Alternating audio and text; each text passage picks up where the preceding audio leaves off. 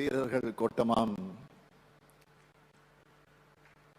இந்த திருச்சியில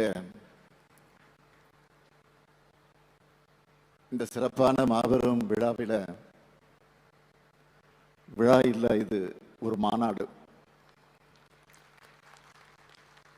அப்படிப்பட்ட மாநாட்டை ஏற்பாடு செஞ்சிருக்கக்கூடிய நம்முடைய மாண்புமிகு அமைச்சர், என்னுடைய ஆரியர் சகோதரர் நேரு அவர்களுக்கு முதல்ல என்னுடைய மனமார்ந்த நன்றியை, பாராட்டுக்களையும் வாழ்த்துக்களையும் தெரிவிச்சுக்க விரும்புகிறேன். நேருவை பாராட்டுறது என்னை நானே பாராட்டிக்கிற மாதிரி தான் நிறைய முறை சொல்லியிருக்கிறேன்.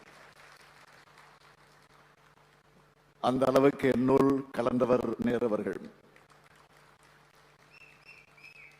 இந்த தீரர்கள் கோட்டத்தோட தலைமை தீரர் நம்ம நேரு. பல்வேறு அடக்குமுறைகளை சந்திச்சு அதையெல்லாம் வென்று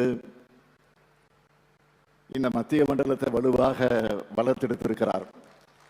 அதெல்லாம் ஈடு செய்ய முடியாத இழப்புகள். அது அத்தனையும் இந்த இயக்கத்துக்காக, எங்களுக்காக, நமக்காக தாங்கிக்கிட்டார் நேரு அவர்கள். பெருமையோடு சொல்றேன், இப்போ அதே உறுதியோடும் மனவலிவோடும் செயல்பட்டு வரார்.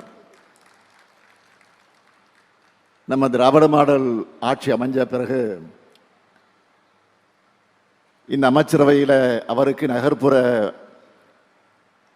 வளர்ச்சி துறையை வழங்கணும். அந்த நம்பிக்கையை காப்பாற்றி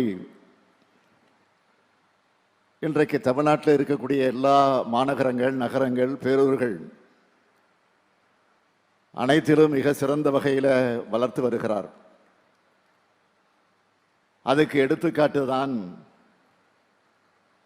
இன்னைக்கு நான் பஞ்சப்பூர்ல திறந்து வச்சுட்டு வந்திருக்கக்கூடிய முத்தமிழ் அறிஞர் தலைவர் கலைஞர் பெயரால் அமைந்த ஒருங்கிணைந்த பேருந்து நிலையம். அதை பார்த்தவுடன் எனக்குள்ள என்ன தோணுச்சுன்னா, இது பஞ்சப்பூர் அல்ல, எல்லா ஊரையும் மிஞ்சப்போக மிஞ்சப்பூர்னு தோணுச்சு. ஒரே நேரத்தில் 401 பேருந்துகளை நிறுத்துகிற வகையில் பிரம்மாண்டமான பேருந்து முனையமா அது அமைக்கப்பட்டிருக்கு.